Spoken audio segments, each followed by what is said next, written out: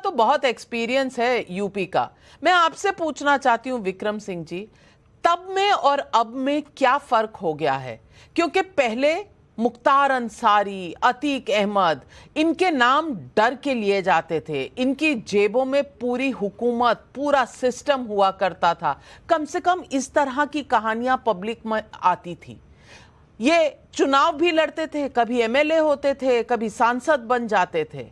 आज ये कह रहे हैं कि हमें गाड़ी से क्यों ले जाया जा रहा है, वीडियो कॉन्फ्रेंसिंग से सवाल पूछ लेते, गाड़ी पलट गई तो क्या होगा, नियत ठीक नहीं थी। नियत किसकी ठीक नहीं है? क्या योगी सरकार की नियत पे प्रश्न उठाने का कोई साहस कर सकता है, वो भी अतीक अहमद जैसा आदमी? या उन सरकारों की नियत पर सवाल उठना चाहिए जिनके समय में इनकी इतनी दादागिरी चलती थी? नाविका जी, आपके सवाल के ऊपर ही मेरा प्रश्न है। आपके सवाल में कंपैरिजन शुड बी बिटवीन कंपैरेबल्स। पहले और अब में कोई मुकाबला ही नहीं है। आपने प्रारंभिक संबोधन में स्वयं स्पष्ट किया था कि अतीक की 700 करोड़ की संपत्ति जब्त की गई, 500 करोड़ पे बुलडोजर चला। हमारे पैनल में भी बैठे लोगों को, कुछ लोगों को पीड़ा हुई और बाकी को तो इतनी पीड़ा हुई कि सुप्रीम कोर्ट तक पहुंच गए। जब सुप्रीम कोर्ट ने अस्वीकार कर दिया तो आपकी समझ में आया कि जो कार्रवाई हो रही है विधि सम्मत तरीके से हो रही है।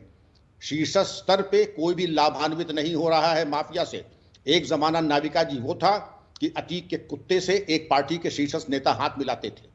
अतीक अपना कुत्ता ले जाकर के इलेक्शन रैली के मंच पे ले जाके चला जाता था। अतीक अहमद नोएडा के सीईओ जो कि चीफ सेक्रेटरी रैंक के थे, उनके घर में घुस के तोड़फोड़ करता था, एफआईआर नहीं हो पाती थी। अतीक अहमद जाकर के सुगना मल जो कि प्रसिद्ध व्यवसायी है लखनऊ के, उनके यहाँ जाके कहता था सीसीटीवी ऑफ करो और कल आज तक ये जमीन तुम्हारी थी, अब कल से हमारी है। कोई एफआईआर नहीं होती। 100 मुकदमे में एक में सजा होना ये स्पष्ट दिखा रहा है कि हवा किस तरफ बह रही है। और एक तरफ अतीक कह रहा है कि मुझे खतरा है गाड़ी पलट न जाए, दूसरा उसको राय दे रहे हैं कि गूगल हमें बता देगा। तो क्या आईपीएस में और पुलिस पे क्या सब नाकवादा अंगूठा टेक लोग हैं? वहां भी आईआईटी पास आउट और आईआईएम पास आउट है, उनको आप हल्का ना समझिए। उनको सब मालूम है गूगल क्या कर सकता क्या नहीं कर सकता है। और गाड़ी पलटी विकास दुबे में भी आपने पूरे जोड़ी लगा दी।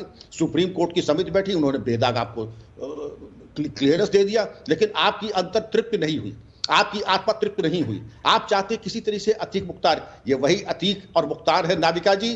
हजरतगंज चौराहे पे गाड़ी पे बैठ करके विस्की की बोतल और गिलास लेके बैठते थे। बहू बेटियों का निकलना हराम था। जो जमीन पसंद आ गई उस पर कब्जा। किसी ने गाड़ी खरीदी मर्सिडीज तो उसको कह दिया कि इसमें हमारा हिस्सा कितना है, काफी माल आ गया है, पैसे दीजिए। वो जमाना अलग था। आज सरकार प्रशासन इनके पीछे पड़ी हुई है और अब उनके बचाव में आप देखिए माफ कीजिएगा विक्रम सिंह जी, मैं आपको रोकूंगी। ये कब की बात आप बता रहे हैं? क्या आप उस वक्त सर्विस में थे? आपके सामने ये सब हुआ है? जी, मैं सर्विस में था, लेकिन मैं वहां पर नहीं था जहां कि मैं कुछ कर सकता था। कई 2-3 तरह की पोस्टें होती हैं।